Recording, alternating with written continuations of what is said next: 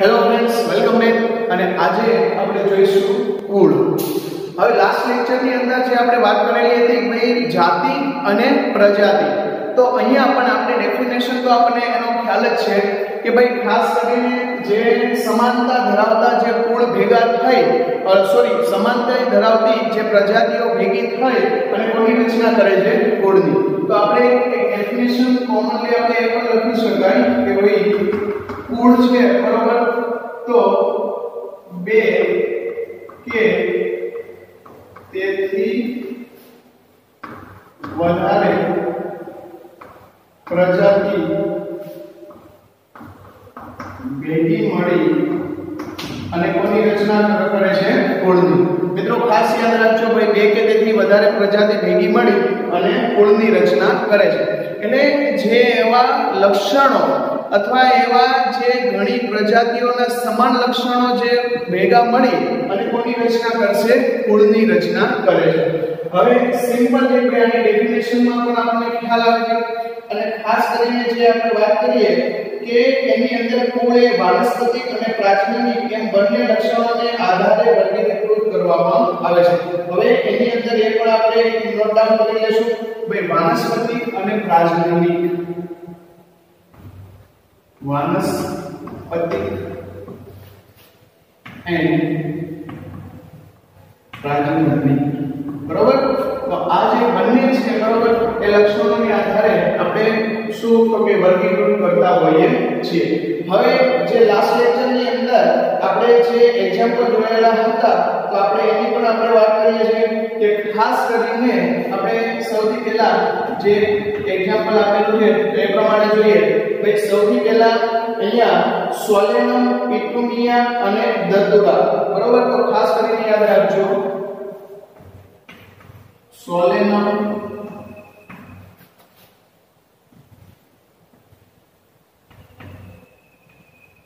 પિટુનિયા અને દતુરા. હવે મિત્રો યાદ રાખજો કે આ જે છે, બરોબર, તે આપણી પ્રજાતિ છે. તો આ જે દરેક જે પ્રજાતિ છે, બરોબર, તો એ જે પ્રજાતિ છે તો એનું એક જ કુળ છે. ખાસ યાદ રાખજો સોલેનમ છે તે પણ પ્રજાતિ છે, જે આપણે જોયું સોલેનમ પિમ્બ્રોજમ, અને ત્યાર પછી પિટુનિયા છે એ પણ પ્રજાતિ છે, અને દતુરા છે, બરોબર, તો એ પણ શું છે? પ્રજાતિ છે. મિત્રો અહીંયા આપણે વાત કરવાની છે કુળની. તો અહીંયા જે ત્રણે ત્રણ જે પ્રજાતિઓ છે, બરોબર, તો એ ત્રણે ત્રણ પ્રજાતિઓ ભેગી થઈ અને એક કુળની અંદર તેનો સમાવેશ થાય છે, અને એ કુળનું નામ છે સોલેનેસી. યાદ રાખજો મિત્રો, કુળનું નામ શું છે? સોલેનેસી, બરોબર. હવે ખાસ કરીને યાદ રાખજો કે આ જે છે એ કુળ છે, અને આ કુળની અંદર આપણે ત્રણ પ્રકારની પ્રજાતિનો સમાવેશ થાય છે. એનો મતલબ એવો થશે કે ભાઈ બે કે તેથી વધારે પ્રજાતિઓ ભેગી મળી અને કોની રચના કરશે? કુળની. તો આ જે છે એ આપણે કુળની વાત કરી. આ ઉપરાંત જો હજી આપણે એનું તમને એક્ઝામ્પલ આપવું હોય તો આપણે આપી શકાય કે ભાઈ આ તો આપણે વનસ્પતિની વાત કરી, કે પ્રાણીની અંદર કોઈ એનિમલ્સની અંદર આપણે એક્ઝામ્પલ આપવું હોય તો પણ આપણે આપી શકાય. ખાસ કરીને જો આપણે વાત કરીએ કે ભાઈ સિંહ છે, વાઘ છે કે દીપડો છે, બરોબર, તો આપણે વાત કરીએ ભાઈ સિંહ હોય, ત્યાર પછી વાઘ કે દીપડો. હવે ત્રણે ત્રણ જે આપણે ખાસ કરીને જે નામ છે ભાઈ સિંહ, વાઘ અને દીપડો, તો સૌથી પહેલા તો ત્રણે પ્રાણીઓ અલગ છે. એનો મતલબ કે સિંહની જાતિ અલગ છે, વાઘની જાતિ અલગ છે અને દીપડાની જાતિ અલગ છે.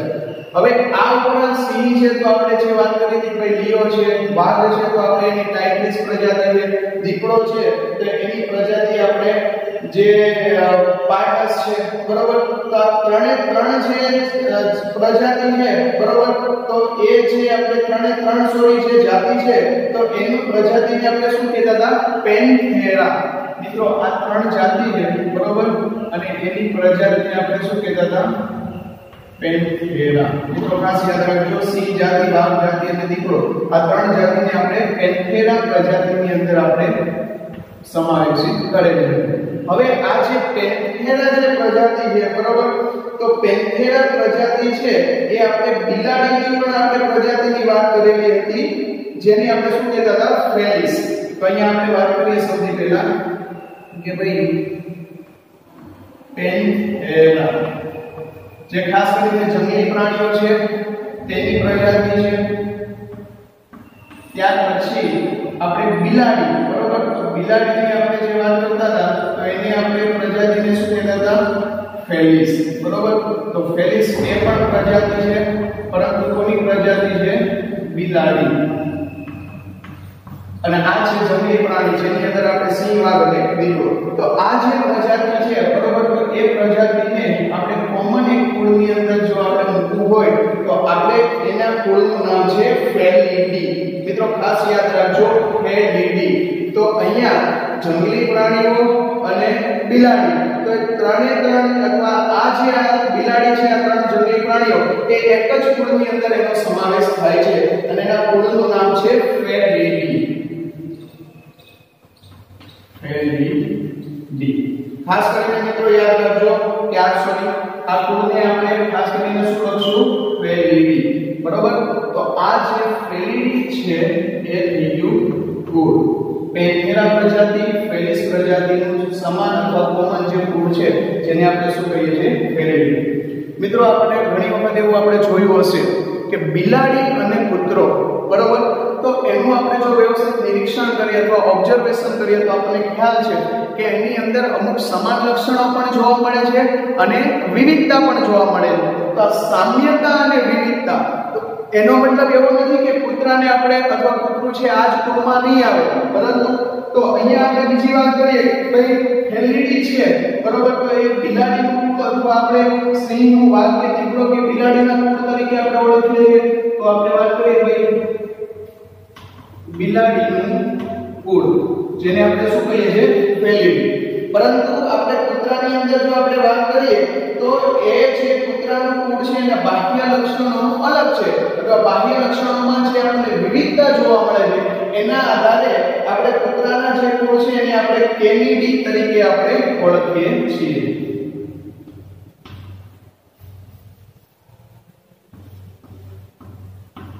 કેનિડી, બરોબર? તો આ જે કુળ છે આ પણ કુળ છે જેને આપણે શું કહીશું? કૂતરાનું કુળ, બરોબર? તો મિત્રો અહીંયા આપણે સ્પષ્ટતા એ કરવાની છે કે ભલે અહીંયા આપણે અલગ અલગ પ્રજાતિઓ જોવા મળે, બરોબર, અહીંયા આપણે કઈ પ્રજાતિ આ અલગ છે, અહીંયા પ્રજાતિ અલગ છે, પરંતુ બંને પ્રજાતિઓનો સમાવેશ જે થાય એ કુળને આપણે શું કહીએ છીએ? ફેલિડી. પરંતુ અહીંયા જે બિલાડી અને કૂતરાના જે બાહ્ય લક્ષણોમાં જે વિવિધતા છે, એની રચનામાં જે વિવિધતા છે, તો એના આધારે એનું પણ કુળ અલગ છે. એટલે અહીંયા સિમ્પલ આપણે વાતનો ફક્ત આપણો કોન્સેપ્ટ એ ક્લિયર કરવાનો છે કે ભાઈ એક કરતા વધારે પ્રજાતિઓ છે એ કુળની અંદર સમાવેશ થતી હોય છે. એટલે અહીંયા વનસ્પતિ અને પ્રાણી આ પણ એક્ઝામ્પલ છે કે આપણે યાદ રાખીશું. ખાસ કરીને આ જે એક્ઝામ્પલ છે એ પણ આપણને નીટની અંદર પૂછાતા હોય છે, ખાસ કરીને એને નોટ ડાઉન કરજો. ત્યાર પછીની જો મિત્રો આપણે વાત કરીએ, બરોબર, તો અહીંયા આપણે ખાસ કરીને દરેક બાબતને ત્યાર પછીનો જે આપણે વર્ગ હતો એ વર્ગને આપણે શું કહેતા હતા? ગોત્ર. આપણે લખેલું જાતિ, પ્રજાતિ, કુળ, ગોત્ર, વર્ગ, સમુદાય અને સૃષ્ટિ. once again જાતિ, પ્રજાતિ, કુળ, ગોત્ર, વર્ગ, સમુદાય અને સૃષ્ટિ. તો અહીંયા કુળ પછીનો જે આપણે ટોપિક આવે છે એ શું આવે છે? ગોત્ર. ક્વેશ્ચન 14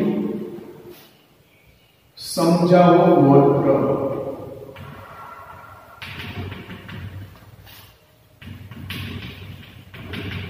ઓકે, હવે મિત્રો બધાને લગભગ ખ્યાલ આવી જ ગયો છે કે આપણે આની ડેફિનેશન પણ આપણને ખ્યાલ જ છે કે ભાઈ ગોત્ર છે, બરોબર, એની કરતા બે કે તેથી વધારે કુળનો સમાવેશ થાય અથવા બે કે તેથી વધારે કુળ એકઠા થઈ અને કોની રચના કરે છે? ગોત્રની. એટલે વાત કરીએ કે જો કુળ છે, બરોબર, અથવા આવા કુળ ભેગા થઈ અને કોની રચના કરશે? ગોત્રની. મિત્રો આ પણ આપણે ખાસ કરીને યાદ રાખવાની બાબત છે કે અહીંયા આપણે વાત કરીએ ભાઈ કુળ ફેલિડી છે, કુળ કેનિડી છે, બરોબર, તો ફેલિડી અને કેનિડી કુળ છે, બરોબર, તો એ પણ સમાવેશિત થતું હોય છે. તો અહીંયા સજીવોને જાતિઓ પ્રજાતિઓને કુળ જેવી કક્ષાઓમાં વર્ગીકૃત કરવામાં આવે છે. ગોત્ર અને અન્ય ઉચ્ચ કક્ષાની વર્ગીકરણીય કક્ષાઓએ લક્ષણોના સમૂહને આધારે ઓળખાય છે. તો આપણે એના લક્ષણોની અંદર થોડીક સામ્યતા જોવા મળશે તો આપણે એને એક કુળની અંદર આપણે સમાવેશિત કરવામાં આવે છે. એટલે કુળ છે ગોત્ર છે એ કુળ પછીની વર્ગ છે અથવા કુળ પછીનો જે સ્ટેપ છે બરોબર, જેને આપણે શું કહીએ છીએ ગોત્ર. અને આ જે દરેક ગોત્ર છે બરોબર, તો એની અંદર પણ આપણે એક ઉદાહરણ આપી શકીએ છીએ. ખાસ કરીને કોન્વોલ્યુસી અને સોલેનેસી છે બરોબર, એ એક જ કુળની અંદર આવે છે, એક જ ગોત્રની અંદર આવે છે, જેને આપણે કહીએ છીએ પોલીમોનિયલ્સ. એટલે ખાસ કરીને યાદ રાખજો. તો આ દરેક બાબતને પણ આપણે એક્ઝામ્પલ તરીકે આપણે લઈ શકીએ. ખાસ કરીને ચલો આપણે એક્ઝામ્પલ લેવું તો લઈ શકાય. હવે આપણે જે અહીંયા જોયેલું હતું કે ભાઈ આપણું જે કુળ છે તો કે સોલેનેસી કુળ છે. આ ઉપરાંત આપણે કહીએ કે ભાઈ કોન્વોલ્યુલેસી,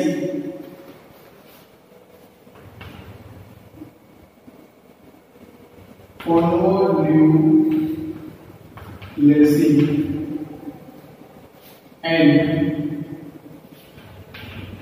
સોલેનેસી. મિત્રો આ બંને એક કુળ છે અથવા આપણે આપણે કુળ છે અને આપણે કુળ છે. જે આ બંને છે બરોબર, એને એક જ ગોત્રમાં આપણે મૂકવામાં આવે છે, જેનું ગોત્રનું નામ છે પોલીમોનિયલ્સ. બરોબર, તો ખાસ યાદ રાખજો પોલીમોનિયલ્સ. બરોબર, જેને આપણે શું કહીએ છીએ ગોત્ર. એટલે અહીંયા આપણે શું ડેફિનેશન હતી કે અહીંયા આપણે એક કરતા અથવા બે કરતા વધારે કુળ ભેગા થઈ અને ગોત્રની રચના કરે બરોબર, તો જે અહીંયા આપણે સમાન ગોત્ર થઈ અથવા અહીંયા જે ઉચ્ચ કક્ષાએ જે લક્ષણોની અંદર સામ્યતા જોવા મળે છે બરોબર, તો એ જે ગોત્ર છે જેને આપણે શું કહીએ છીએ પોલીમોનિયલ્સ. બરોબર, કોન્વોલ્યુલેસી અને કુળ સોલેનેસી. તો અહીંયા પણ આપણે આ કુળનું આપણે એક્ઝામ્પલ આપી શકાય. આ ઉપરાંત જો આપણે વાત કરવી હોય તો એની અંદર એના ખાસ કરીને પુષ્પીય લક્ષણોને આધારે એની અંદર આપણે સમાનતા જોવા મળે છે. એટલે આપણે જોશું કે ભાઈ અહીંયા સમાનતા શું છે, તો આપણે કહી શકાય કે એના પુષ્પીય લક્ષણોને આધારે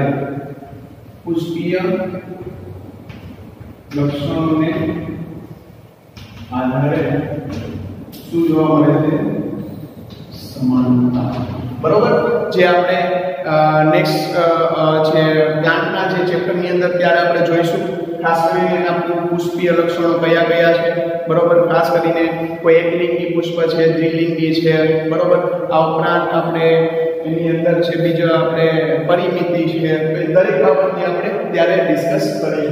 આ તો આપણે જે પ્લાન્ટની વાત કરી ત્યાર પછી જો આપણે એનિમલ્સની વાત કરીએ બરોબર, તો ખાસ કરીને જે ફેલિડી અને કેનિડી કુળ છે બરોબર, તે કાર્નિવોરા ગોત્રની અંદર આવે. બીજું જો એક્ઝામ્પલ લેવું હોય બરોબર, તો આપણે વાત કરી ભાઈ ફેલિડી કુળ છે જે કોનું હતું, બિલાડી, દીપડા, વાઘ વગેરે.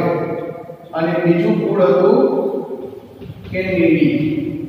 બરોબર, તો આ જે બંને કુળ છે બરોબર, એ એક જ ગોત્રની અંદર એનો સમાવેશ થાય છે, જેનું નામ છે કાર્નિવોરા.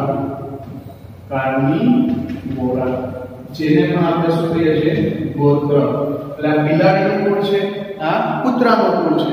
તો બંને કુળનો સમાવેશ એકની અંદર થાય, જેને ગોત્રને આપણે શું કહીએ છીએ કાર્નિવોરા. એટલે એ પણ મિત્રો ખાસ યાદ રાખજો, એના જે લક્ષણો છે બરોબર, એમાં થોડીક પણ સામ્યતા છે બરોબર. તો આ જે સામ્યતાને આધારે આપણે તેને વિવિધ ગોત્રની અંદર આપણે જે વર્ગીકૃત કરતા હોઈએ છીએ. ઓકે, તો અહીંયા આપણે વાત કરી કુળ અને પહેલી જે વાત કરેલી છે તે ગોત્ર. ત્યાર પછીની જો આપણે વાત કરીએ તો ક્વેશ્ચન આપણો 15 બરોબર, જેની અંદર આપણે કહીશું કુળ, ગોત્ર અને હવે આપણે સમજાવો વર્ગ. ઓકે મિત્રો, આપણને ખ્યાલ છે કે ભાઈ વર્ગ એટલે શું. તો તો ખાસ કરીને આપણે જોતા હોઈએ છીએ કે ભાઈ સમુદાયની આપણે વાત કરીશું હમણાં, પણ એ પહેલા આપણે વર્ગની વાત કરીએ તો ખાસ કરીને જે સસ્તન પ્રાણીઓનો વર્ગ છે, ભલે અહીંયા ગોત્ર અલગ છે, બરોબર, તો આવા ઘણા બધા જે ગોત્ર ભેગા થઈ અને આપણે એને એક વર્ગની અંદર આપણે ડિસ્ટ્રીબ્યુટ કરી શકીએ છીએ. ત્યાર પછીની જો આપણે વાત કરીએ તો વર્ગની આ કક્ષા નજીકના સંબંધિત ગોત્રોને સમાવે છે. હવે નજીકના જે ગોત્ર છે, નજીકના ગોત્રનો સમાવેશ થાય છે, બરોબર. મિત્રો ખાસ યાદ રાખજો, નજીકના ગોત્ર એટલે શું કે એની અંદર ઘણી વખત આપણને ઘણી એવી સામ્યતા જોવા મળતી હોય કે ભાઈ સસ્તન પ્રાણી છે તો ભેંસ ને ગાય એ પણ સસ્તનમાં આવે છે, મનુષ્ય પણ સસ્તનમાં આવે છે, અથવા આપણે એને બાહ્ય કર્ણપલ્લવ એ પણ ધરાવે છે, મનુષ્ય પણ ધરાવે છે, એ પણ બચ્ચાને જન્મ આપે છે, મનુષ્ય પણ બચ્ચાને જન્મ આપે, પરંતુ બાહ્ય દ્રષ્ટિએ ભલે અલગ છે, પરંતુ ઘણી વખત એના જે આપણે કોઈ અમુક લક્ષણ કોમન થતા હોય છે, તો આપણે દરેક પ્રાણીઓને આપણે કોની અંદર મૂકીશું, જે તે વર્ગની અંદર આપણે તેનો સમાવેશ કરીશું. એટલે આવા નજીકના ગોત્ર છે, બરોબર, તો એ ભેગા મળી અને કોની રચના કરશે, વર્ગની. હવે આવા જો આપણે વર્ગની ખાસ કરીને જો વાત કરવા જઈએ તો એક્ઝામ્પલ તરીકે વાનર, ગોરિલા અને ગિબન વગેરે સમાવેશિત પ્રાઇમેટા ગોત્ર તથા વાઘ, બિલાડી અને કૂતરા જેવા પ્રાણીઓમાં માંસાહારી કાર્નિવોરા ગોત્ર બંને એક જ વર્ગમાં સમાવેશ થાય છે. હવે ઘણી વખત એવું થાય કે ભાઈ ચલો કે અહીંયા આપણે એના ગોત્ર અલગ છે. હવે ગોત્ર કેવી રીતે, ધારો કે આપણે એમ કહીએ કે અહીંયા સિંહનું ગોત્ર પણ અલગ છે, બરોબર. ત્યાર પછી આપણે એમ કહીએ કે કૂતરાનું પણ ગોત્ર અલગ છે, બરોબર. ત્યાર પછી ગોરિલા કે છે, બરોબર, તો એનું પણ ગોત્ર આપણે અલગ છે. હવે સિંહનું ગોત્ર, કૂતરાનું ગોત્ર, ગોરિલા અથવા ગિબન કે XY છે, આ દરેકના ગોત્ર અલગ છે. સ્વાભાવિક રીતે આપણે વાત કરીએ કે આ ઉપરાંત જો હું તમને વાત કરું કે ભેંસ છે, બરોબર, તો એનું પણ આપણે ગોત્ર અલગ છે. તો સિંહ છે માંસાહારીમાં છે, કૂતરું ખાસ કરીને મિશ્રાહારી તરીકે, ગોરિલા છે તો એ શાકાહારી અથવા તૃણાહારી, ભેંસ છે તૃણાહારી. તો છે બધા અલગ અલગ ગોત્રના, પરંતુ દરેક જે પ્રાણી છે, બરોબર, તેને આપણે કોની અંદર સમાવેશ કરીશું, સસ્તન વર્ગ. એટલે મિત્રો એવું થશે કે અહીંયા જે ગોત્ર અલગ છે, બરોબર, કોઈ શાકાહારી છે, કોઈ મિશ્રાહારી છે, કોઈ માંસાહારી છે, એટલે ગોત્ર અલગ છે, પરંતુ એના અમુક જે સિમિલર લક્ષણોને આધારે આપણે આ જે દરેક પ્રાણીઓ છે, બરોબર, તો આપણે એને કોની અંદર સમાવેશ કરીશું, વર્ગ સસ્તન. સસ્તન શા માટે, તો કે બાહ્ય કર્ણપલ્લવો ધરાવે છે, સ્તન ગ્રંથિની હાજરી અને બચ્ચાને જન્મ આપે. એટલે કોઈ પણ વર્ગ કે કોઈ પણ ગોત્ર કે કુળના હોય, પરંતુ આપણે એને એક જ વર્ગની અંદર આપણે સમાવેશ કરીએ છીએ. આ ઉપરાંત જો મિત્રો તમને વર્ગની હું વાત કરું, બરોબર, તો વર્ગની અંદર આપણે કોનો સમાવેશ થઈ શકશે, તો એની અંદર જો હું તમને વાત કરું તો આપણે વર્ગ સસ્તન છે, ત્યાર પછી વર્ગ વિહંગ છે, ત્યાર પછી વર્ગ સરીસૃપ છે, વર્ગ ઉભયજીવી છે, વર્ગ ચુસુખા છે, વર્ગ અસ્થિમત્સ્ય છે,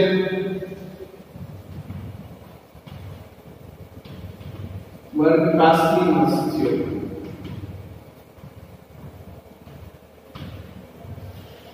મિત્રો આ જે દરેક છે, બરોબર, પહેલી આપણે કોની અંદર આપણે સમાવેશ કરીશું, વર્ગ, અથવા આ જે દરેક છે એ શું છે, વર્ગ આપેલા છે.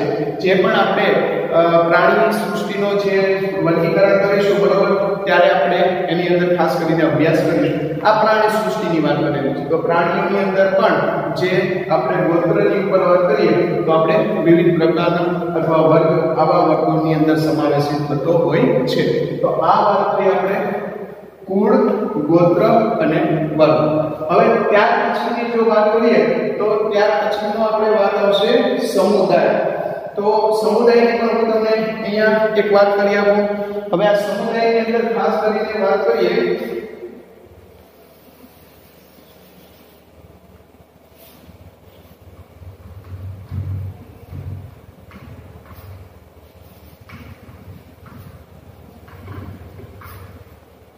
હવે સ્વાભાવિક છે આપણને ખ્યાલ છે કે ભાઈ સમુદાય એટલે શું, બરોબર? તો હજુ આપણે એને મોટા પ્રમાણમાં જ્યારે આપણે એની અંદર જે સામ્યતા આપણને જોવા મળે, બરોબર, તો એને આપણે ખાસ કરીને કોની અંદર આપણે સમાવેશ કરતા હોઈએ છીએ? સમુદાયની અંદર, અથવા બધા વર્ગોનો સમુદાય એના ઉચ્ચ કક્ષાના દરજ્જામાં આપણે મૂકવામાં આવે છે. હવે ઘણી વખત આપણે વાત કરી કે મેં અહીંયા વર્ગ લખેલા છે, સસ્તન છે, વિહંગ છે, સરીસૃપ છે, ઉભયજીવી, ચુસમુખા. તો આ દરેક જે વર્ગ છે તો એને પણ આપણે શું કરવામાં આવે છે? સમુદાયની અંદર મૂકવામાં આવે છે. જેવા આપણે સમુદાયને આપણે શું કહીએ છીએ? મેરુદંડી સમુદાય. તો ખાસ યાદ રાખજો કે આપણે જે વાત કરી હતી કે મેરુદંડી સમુદાય છે, મેરુદંડી સમુદાય. તો મેરુદંડી સમુદાયની અંદર જો આપણે વાત કરીએ તેની અંદર આપણે સસ્તન છે, વિહંગ છે, સરીસૃપ છે કે ઉભયજીવી છે, ઉભયજીવી કે કાસ્તીમર છે, ચુસમુખા, XY છે. તો આવા જે દરેક જે વર્ગ છે, બરોબર, તો આ જે વર્ગ છે એનો આપણે જે સમુદાય છે જેને આપણે શું કહીએ છીએ? મેરુદંડી, કે જેમાં મેરુદંડની હાજરી હોય, જે સમુદાયને આપણે શું કહીએ છીએ? મેરુદંડી સમુદાય. એટલે જેમ આપણે ઉચ્ચ કક્ષામાં જતા જશું, બરોબર, એમ જે સમુદાય અથવા એની અંદર પ્રાણીઓની સંખ્યાની અંદર પણ શું જોવા મળશે? વધારો આપણને જોવા મળશે. અથવા વૈવિધ્યતા છે, બરોબર, એ પણ શું જોવા મળશે? વધારે જોવા મળશે. એટલે ખાસ કરીને આ જે સમુદાય છે, આવા મિત્રો ઘણા અલગ પણ સમુદાય છે. જેમ કે આપણે વાત કરીએ કે ભાઈ સંધિપાત છે, બરોબર, તો એ પણ એક અલગ સમુદાય છે. ત્યાર પછી આપણે કહીએ કે કોષ્ટાંત્રી છે, બરોબર, તો કોષ્ટાંત્રી પણ એક અલગ સમુદાય છે. ત્યાર પછી આપણે વાત કરીએ કે ભાઈ કૃમિ છે, બરોબર, જેને આપણે શું કહીએ છીએ? તો ખાસ કરીને જે આપણે ચપટા કૃમિ આવે કે એક કૃમિ છે, બરોબર, સંધિપાત છે, કોષ્ટાંત્રી છે, બરોબર. ત્યાર પછી આપણે બીજા જે કહીએ કે જે બીજા અલગ અલગ જે બાહ્ય લક્ષણોને આધારે, બરોબર, મૃદુકાય છે, બરોબર, આપણે કહીએ કે મૃદુકાય છે, બરોબર. તો આવા દરેક છે, બરોબર, એ વગેરે એના વિવિધ પ્રકારના સમુદાયમાં વહેંચવામાં આવે છે. આ કરી આપણે પ્રાણી સૃષ્ટિની વાત. તો આવા પણ છે ઘણા સમુદાય ભેગા થાય, બરોબર. આપણે કહીએ કે ખાસ કરીને જે સંધિપાત છે, કોષ્ટાંત્રી છે, બરોબર, મૃદુકાય છે, ત્યાર પછી સૂળ ત્વચી છે કે જેની ત્વચા ઉપર સૂળ જેવી રચના આવે છે, બરોબર. ત્યાર પછી પૃથુકૃમિ છે, બરોબર. ત્યાર પછી સૂત્રકૃમિ છે, ત્યાર પછી મેરુદંડી છે, સામી મેરુદંડી છે. આવા ઘણા બધા સમુદાય ભેગા થઈ, બરોબર, અને એક વિશાળ સૃષ્ટિની રચના કરતા હોય છે. અને એક સમુદાયની અંદર ઘણા બધી વિવિધ પ્રકારની પ્રજાતિઓના અથવા વિવિધ પ્રકારની જાતિઓના પ્રાણીઓ સમાવેશિત થતા હોય છે, જેને આપણે શું કહીએ છીએ? સમુદાય. એટલે મિત્રો આ પણ એક પ્રકારનો વર્ગ છે. જાતિ, પ્રજાતિ, કુળ, ગોત્ર, વર્ગ, સમુદાય.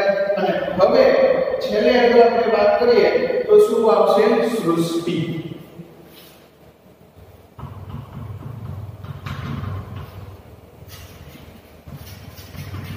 કોઈ આપણે કંઈક સમજાવો સૃષ્ટિ. તો ખાસ કરીને અહીંયા મેં તમને વાત કરેલી હતી એમ આપણે મુખ્યત્વે તો જો આપણે વાત કરીએ તો અહીંયા આપણે બે સૃષ્ટિનો આપણે ખાસ કરીને અભ્યાસ કરીએ છીએ. પરંતુ બરોબર અહીંયા આપણે પ્રાણી સૃષ્ટિ અને વનસ્પતિ સૃષ્ટિ. પરંતુ જો આમ જોવા જઈએ તો આપણે વર્ગીકરણની અંદર આપણે ટોટલ કેટલી 5 સૃષ્ટિનો આપણે સમાવેશ થતો હોય છે. અને આ જે આપણે વર્ગીકરણની જે આપણે વાત કરીએ, બરોબર, તો આ જે વર્ગીકરણની અંદર દરેક તબક્કે આપણે તેની અંદર ખાસ કરીને અલગ અલગ આપણને વિવિધતા જોવા મળતી હોય છે. અને સૃષ્ટિ છે, બરોબર, તો ખાસ કરીને જે દરેક સૃષ્ટિની બાબતમાં જો આપણે વાત કરીએ તો અહીંયા આપણે સૃષ્ટિ પ્રાણી જોવા મળતી હોય છે, સૃષ્ટિ વનસ્પતિ જોવા મળતી હોય છે, સૃષ્ટિ ફૂગ છે, સૃષ્ટિ મોનેરા છે કે સૃષ્ટિ પ્રોટિસ્ટા છે, બરોબર. તો આવી જે આપણે 5 સૃષ્ટિ છે એનાથી આપણે સમગ્ર આખા વિશ્વની જે રચના થતી હોય છે. હવે મિત્રો આમ જોઈએ તો આ જે સૃષ્ટિ છે, બરોબર, તો એ આપણે જે ચાર્ટ દોરેલો હતો કે જેવી રીતે આપણે સૃષ્ટિથી આપણે વાત કરીએ ને જાતિ. હવે મેં તમને કીધેલું હતું એમ કે જેમ જાતિથી આપણે સૃષ્ટિ તરફ જતા જઈએ અથવા ઉપરની તરફ જતા જઈએ એમ એની અંદર પ્રાણીઓની જે વૈવિધ્યતા છે બરોબર એમાં ખૂબ જ શું જોવા મળે છે, વધારો આપણને જોવા મળતો હોય છે. અને એવી જ રીતે એની અંદર સામ્યતામાં પણ શું જોવા મળતો હોય છે, ઘટાડો જોવા મળતો હોય છે. એટલે જે આપણે ચાર્ટ દોરેલો હતો બરોબર, તો એની અંદર પણ આપણે એક ખાસ કરીને વાત કરી શકાય કે જેમ જાતિથી આપણે સૃષ્ટિ તરફ જઈએ બરોબર, એવી જ રીતે એની અંદર જે વિવિધતા છે અથવા જે વૈવિધ્યતા છે બરોબર, તો એમાં શું જોવા મળે છે, વધારો. તો આપણે લખી શકીએ વિવિધતામાં શું જોવા મળે છે, વધારો. અને એ સામ્યતા છે તો સામ્યતાની અંદર શું જોવા મળતો હોય છે, આપણને ઘટાડો જોવા મળતો હોય છે. એટલે ખાસ કરીને આ સૃષ્ટિ છે એમાં આપણે સૃષ્ટિ વનસ્પતિ છે, સૃષ્ટિ પ્રાણી છે, એવા અસંખ્ય વનસ્પતિ અને પ્રાણીઓનો સમાવેશ છે બરોબર, એ સૃષ્ટિની અંદર થતો હોય છે. એટલે વાત કરેલી હતી કે આ જે દરેક સ્ટેપ છે, દરેક વર્ગ છે એ કોઈ એક ચરણની પદ્ધતિ નથી, પરંતુ સ્ટેપ બાય સ્ટેપ અથવા એક કરતા વધારે ચરણ ભેગા થઈ અથવા એક કરતા વધારે વર્ગો ભેગા થઈ અને આખું જે આપણી પૃથ્વી છે અથવા આપણી જે સૃષ્ટિ છે એનું એક વર્ગીકરણ કરવામાં આવતું હોય છે. અને આપણા માટે જે વર્ગીકરણ છે એક સરળ બાબત છે. આપણે જેમ વાત કરેલી હતી કે ભાઈ કોઈ એક ક્લાસની અંદર સાયન્સ વાળા, આર્ટ્સ વાળા અને કોમર્સ વાળાને જો સાથે બેસાડવામાં આવે તો આપણે વ્યવસ્થિત ભણાવી શકાતું નથી. કારણ કે ત્રણેયનો જે સબ્જેક્ટ છે અલગ છે બરોબર, ત્રણેયની જે આપણે કહીએ કે જે સ્ટડી કરવાનું છે તે અલગ છે. માટે આપણે અલગ એટલે ક્લાસ ડિવાઈડ કરીએ છીએ. સાયન્સનો ક્લાસ અલગ, કોમર્સનો અલગ અને આર્ટ્સનો અલગ. એવી જ રીતે અહીંયા પણ આપણે આ જે વિવિધ પ્રકારના ચરણો છે બરોબર, તેના આધારે તેની અંદર આપણે વિવિધતાથી આપણે આ પ્રકારનું આપણે ક્લાસિફિકેશન કરી શકતા હોઈએ છીએ. અને વર્ગીકરણની અંદર આવા વિવિધ પ્રકારના વર્ગકોનો અભ્યાસ ખૂબ જ જરૂરી હોય છે, જેના આધારે આપણે કોઈ પણ વસ્તુ છે અથવા કોઈ પ્રાણી અથવા વનસ્પતિ સૃષ્ટિની જે એરેન્જમેન્ટ છે બરોબર, એ આપણે સુવ્યવસ્થિત રીતે આપણે તેનું વ્યવસ્થા કરી શકતા હોઈએ છીએ બરોબર. તો ખાસ કરીને આ પણ જે ટોપિક છે બરોબર, તો અહીંયા આપણે જે વાત કરેલી હતી જેનો આપણે ચાર્ટ દોરેલો હતો બરોબર, એ પણ અહીંયા આપણે જે આગલા લેક્ચરની અંદર જે જોયેલું હતું અને આ વસ્તુ પણ તમે નોટ ડાઉન કરી લો. ખાસ કરીને નીટની અંદર આ ચેપ્ટરમાંથી આપણે મોસ્ટ ઓફ 1 થી 2 ક્વેશ્ચન ખાસ કરીને પૂછાતા હોય છે. અને મેં જે તમને અહીંયા એક્ઝામ્પલ્સ આપેલા છે એ પણ ખાસ કરીને તમે નોટ ડાઉન કરી લેશો.